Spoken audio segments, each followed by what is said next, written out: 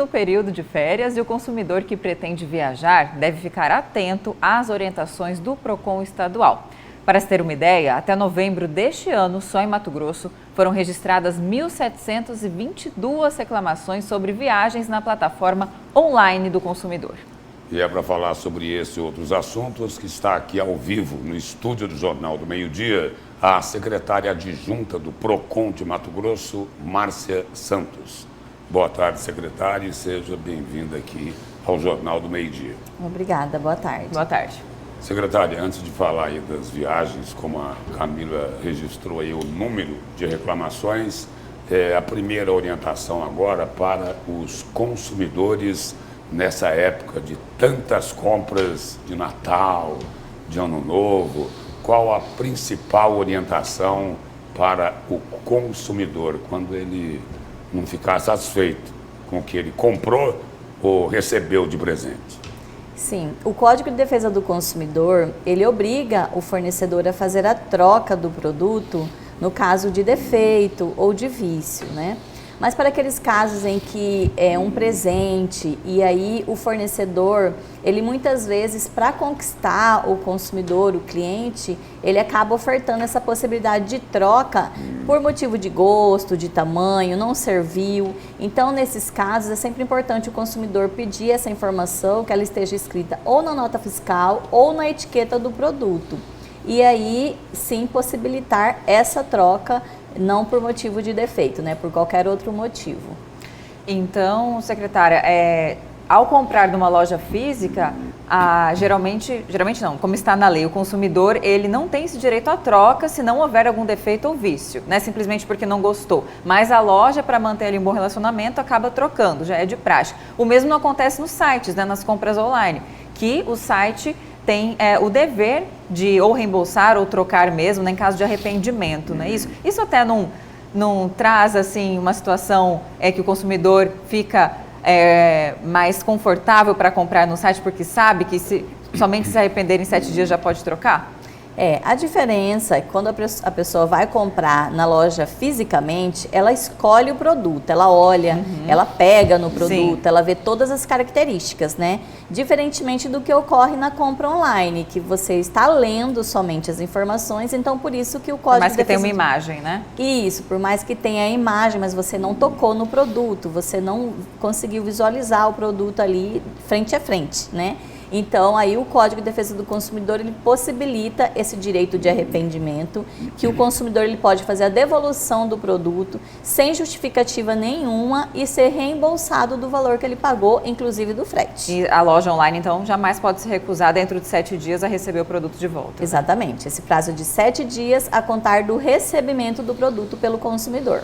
Secretário, nesse caso aí da compra online, do arrependimento, por exemplo, eu vi uma reclamação outro dia de um consumidor que ele fez a compra online, 2 ou 3 horas depois ele se arrependeu, pediu para cancelar a compra e aí o vendedor disse o seguinte: olha, você tem que esperar chegar o produto, devolver para poder receber o seu dinheiro de volta. Por que é que ele não cancelou a compra?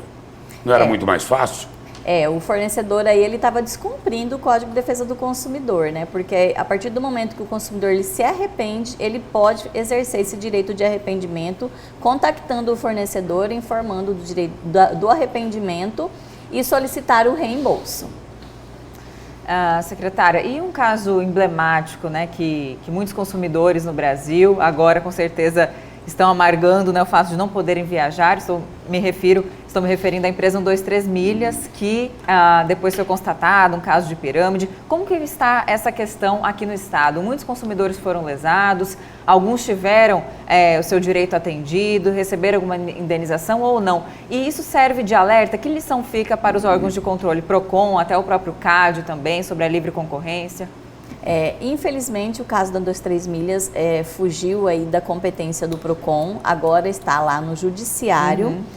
Houve, inclusive, a desconsideração da personalidade jurídica que, quando começa a atingir o patrimônio dos sócios, não só da empresa mais... A empresa não tinha bens. Isso, a empresa alegava que não tinha bens, então, a partir da desconsideração da personalidade jurídica, o patrimônio dos sócios ele é disponibilizado para ressarcir os consumidores que, infelizmente, ficaram no prejuízo. A empresa, ela... se aproveitou até da época da pandemia para vender muitos pacotes, as pessoas não estavam viajando e quando as pessoas voltaram a viajar no período de pós-pandemia, não cumpriram com o que foi ofertado. Foi feita a promessa de disponibilizar voucher, que também não foi cumprido, então, infelizmente, os consumidores amargaram o prejuízo. E que lição fica? A lição que fica é que todos nós temos que estar muito atentos, né? Com relação a essa questão de preços muito baixos, a gente tem que duvidar e também todos os órgãos de controle ficar mais atento com relação a essas empresas que infelizmente foi constatado que era uma pirâmide. Secretário, um caso local aqui, e essa informação pode ser útil para muita gente. Com essa vergonha, não é? Com esse jogo de empurra que está acontecendo por causa do desmoronamento do portão do inferno, o consumidor que pagou antecipadamente o aluguel da pousada, do hotel, o aluguel de alguma chácara, de alguma casa, como é que ele deve proceder? Porque é o seguinte, ao invés de rodar 60 quilômetros, ele vai ter que rodar 220, né? E aí, como é que fica? A orientação é para que esse consumidor, caso ele deseje realmente cancelar essa viagem até Chapada, né, solicitar o reembolso para a pousada, para o hotel, até mesmo porque aí foi um motivo de força maior. E o comerciante tem como se recusar ou não a então, devolver? O ideal seria que fosse feito um acordo, até mesmo porque foi um motivo de força maior, né? Foi uma situação que aconteceu aí de deslizamento, então... Mas que acordo seria esse? Em que bases esse tipo de acordo? O consumidor e o fornecedor podem, de repente, prorrogar o período, né? Ao invés de passar o Réveillon, de repente passar a Páscoa, passar o período de julho, tentar um acordo entre as partes seria o ideal.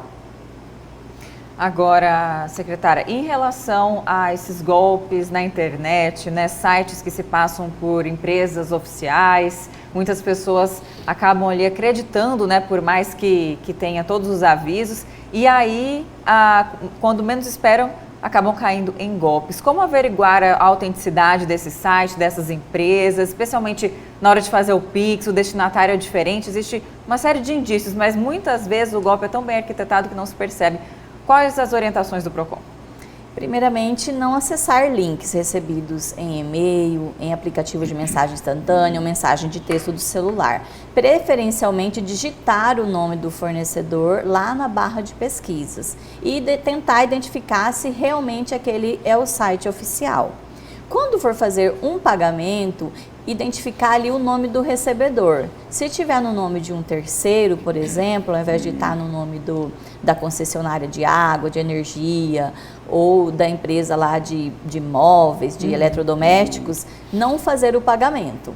Tentar realmente fazer o pagamento de forma muito atenta, com muita atenção, porque às vezes esses golpes eles são aplicados naquele momento que o consumidor ele está desatento e acaba não percebendo esses detalhes. E como você disse, são muito bem arquitetados e às vezes é possível sim que o consumidor se engane. E é possível denunciar também, tipo sim, de site fraudulento. Sim, nesse caso o consumidor ele pode tanto registrar um boletim de ocorrência quanto acionar o PROCON pelos nossos canais de atendimento.